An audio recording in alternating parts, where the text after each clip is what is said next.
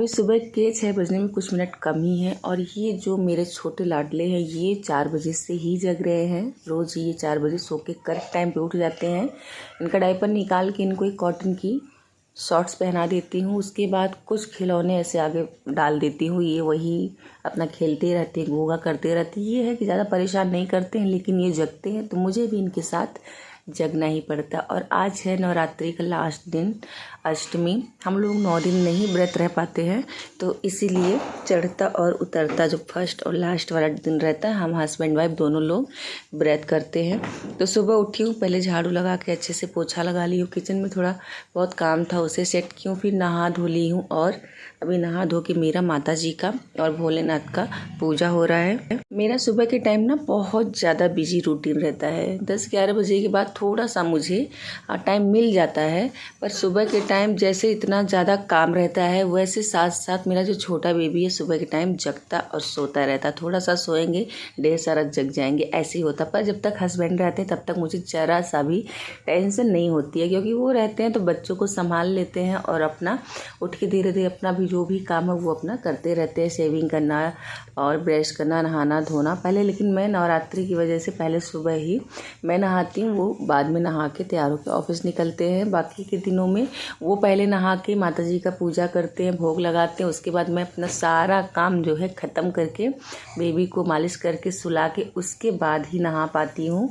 उसके पहले तो मुझे बिल्कुल टाइम नहीं मिलता। पर नवरात्रि चल रही है तो मुझे नवरात्रि में सुबह शाम ना, आज से नहीं, मैं 10-11 साल की थी तब से मुझे सुबह शाम पूजा करना बहुत अच्छा। नवरात्रि में वैसे और दिनों में उतना नहीं कर पाती थी, लेकिन नवरात्रि में हमेशा सुबह शाम पूजा करती थी। व्रत तो नहीं, 9 दिन रहती थी।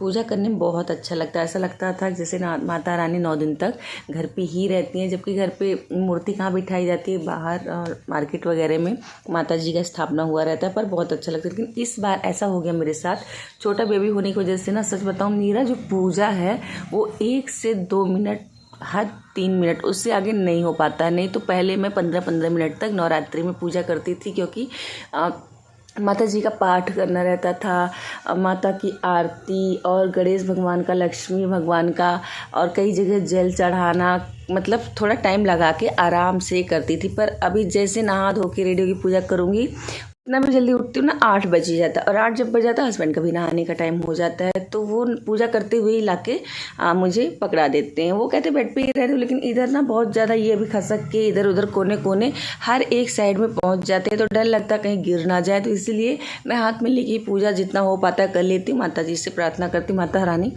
इस साल ऐसे ही चलेगा, अगले साल सब कुछ आपकी कृपा से ठीक रहेगा। तो मैं अपने बेटे के साथ पूजा करूँगी, पर वो अपने पैरों पे खड़ा रहेगा, मैं पूजा करूँगी। फिर आज हम दोनों का व्रत है, तो हस्बैंड मेरे ऑफिस के लिए निकलेंगे 8:30 से 9 बजे के बीच में, वो निकल जाते हैं। तो इसलिए मैंने सोचा कुछ फलाहार टाइप का नाश्ता उनके लिए बना दूँ। तो फाफड़ का जो कुट्टू का आटा जो होता है, उसका मैंने सोचा सुबह के टाइम है, इतना सुबह सुबह भी क्या बनाऊँ, तो उसका हलवा बना दी हूँ।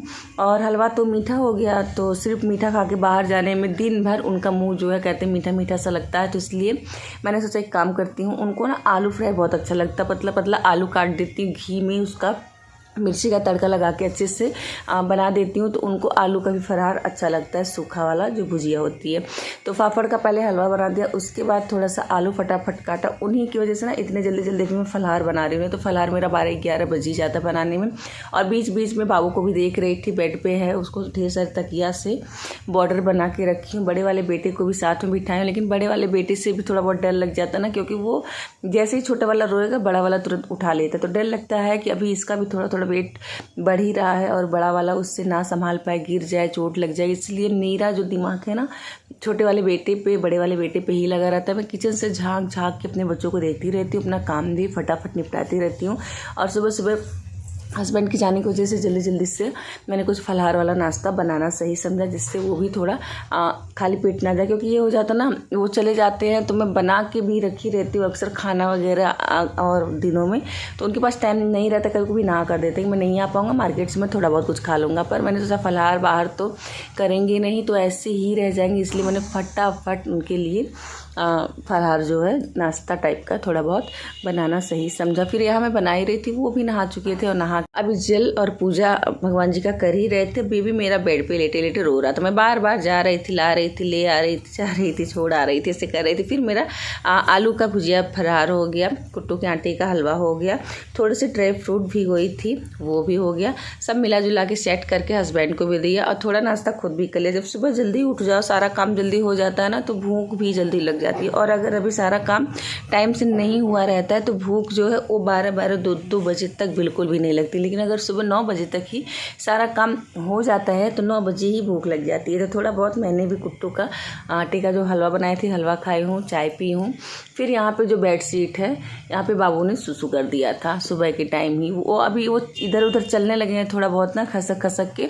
तो जहाँ भी मैट बिछाती हूँ वहाँ से चल के दूसरी साइड में जाके इधर सुसु कर देते हैं। तो मैंने सोचा दोनों बिछाने में मुझे बहुत मेहनत लग जाता है, क्योंकि कोने कोने रबड़ वाला बेड शीट है, सेट करना पड़ता है, बहुत ज़्यादा झुकना पड़ता है। इस साइड में सुसु किए थे तो सोचा पहले ये वाला चेंज कर देती हूँ। वो वाला भी 2 दिन पहले ही सेट हुआ। उधर बाबू और हस्बैंड सोते हैं और इधर मैं, माँ बेटा छोटे वाले सोते हैं। तो इनका भी अभी थोड़ा खसकना और ये ना अभी थोड़ा बैठना भी सीख गए हैं। पर मैं थोड़ा सा पीछे सपोर्ट लगा के तकिया वगैरह रख देती हूँ, क्योंकि जब ये बैठ के 2-4 मिनट बैठे बैठे रहते हैं फिर अचानक से पीछे मुँह के उल्ल हो जाते हैं, उल्टा हो जाते हैं मतलब। तो इसीलिए मैं सोचती हूँ उनके सर पे चोट ना लगे। चोट के झटके लगने से बच्चे के दिमाग पे असर पड़ता है, तो इसीलिए मैं तकिया लगा देती हूँ। और अगर मैं लेटा के रखती हूँ ना तो लेटता ही नहीं है, बैठने की इतनी ज़्यादा कोशिश करता है कि रोएगा, सर रखेगा ही नहीं, उठा के सर ऐसे सोते हुए ही हाथ और सर दोनों उठाए रहते, इसलिए मैं तकिया लगा के बिठा देती हूँ। पर मैं 2 से 3 मिनट से ज़्यादा नहीं बैठाती हूँ अभी, तो उतने में ही मेरा काम हो जाता है। फिर दिन भर ज़्यादा ब्लॉग नहीं शूट की हूँ। ये शाम के टाइम का पूजा, शाम के टाइम में अगरबत्ती पूजा आरती जो है माता जी का रोज़ ही करती हूँ। आज तो व्रत ही था तो यहाँ पे कर रही थी। और मेरा जो छोटा बेबी बड़ा बेबी दोनों लोग सो रहे। उनका ना 4 से 5 बजे के बाद सोना दोनों लोग का होता है और 6 से 7 बजे 8 बजे तक सोते हैं।